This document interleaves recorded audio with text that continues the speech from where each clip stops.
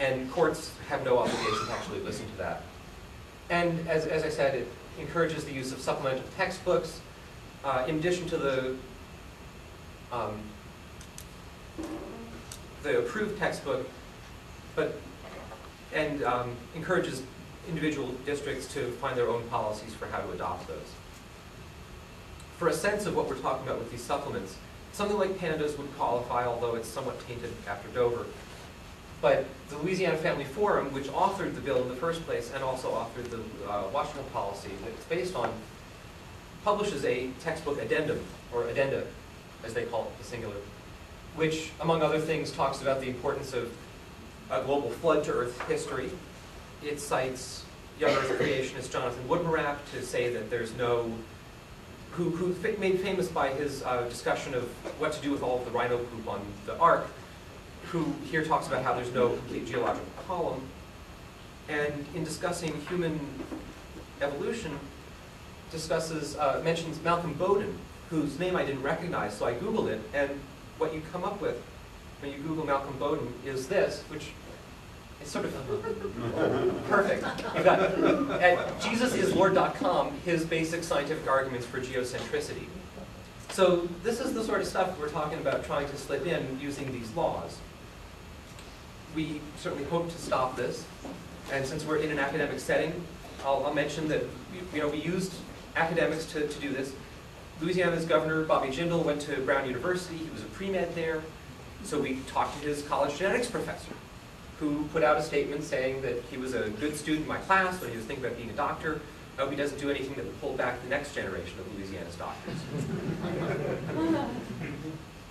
He didn't listen, alas. He was under fire for various other political things and probably wouldn't have vetoed it anyway. Other such supplements that we might see include Pandas and People, which, since the Dover ruling, is sort of extinct. But there's also a book called Explore Evolution, which is published by the Discovery Institute. Stephen Meyer is the vice president there.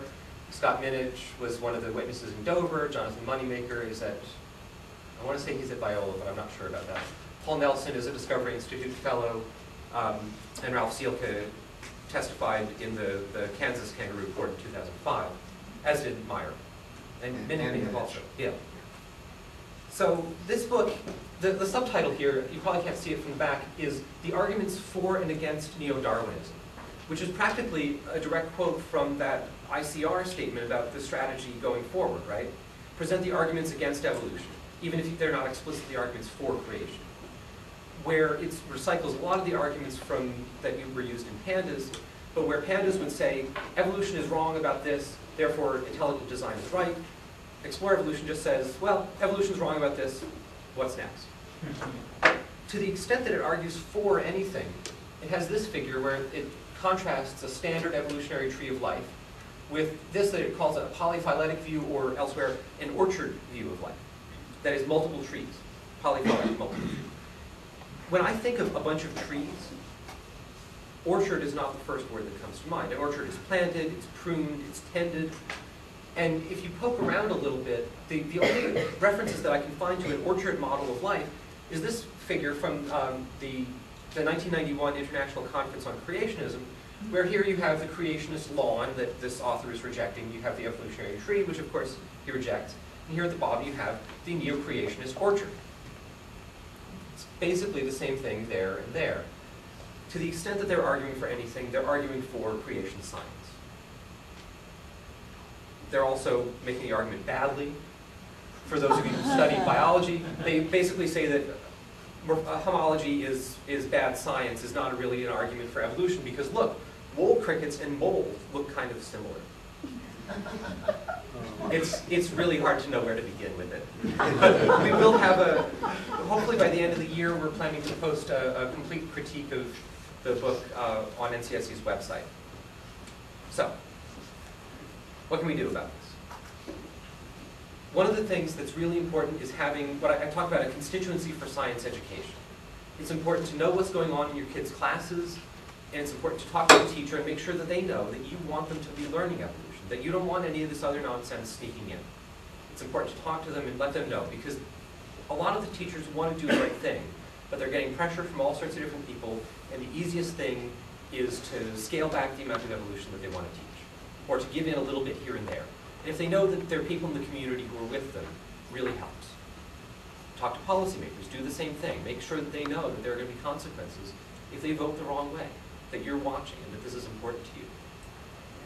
Do things like science cafes, use science blogs, get involved with Kansas Citizens for Science and the outreach activities that they do. Stay updated on events in Kansas, in Missouri, and around the country. On our website, on the front page, there are news items and other stuff from all over the place to keep you informed. Americans United is one of our great allies. We sort of do a good cop, bad cop thing with them a lot of times, because they have lawyers. We don't have lawyers at NCSE. So we have teachers and scientists, which is good for some things, but sometimes you just need to apply a different sort of pressure. So AU, their newsletters and their information is also a great way to stay on top of what's going on in creation and evolution. And being an actual member of Kansas Citizens for Science, Missouri Citizens for Science, NCSE, I'm not just saying that because membership dues pay my salary, it's also just a good thing to do. So I'll point you to the website, ncseweb.org, or now ncse.com. We just got that recently. We're very excited about it. And yeah, thank you.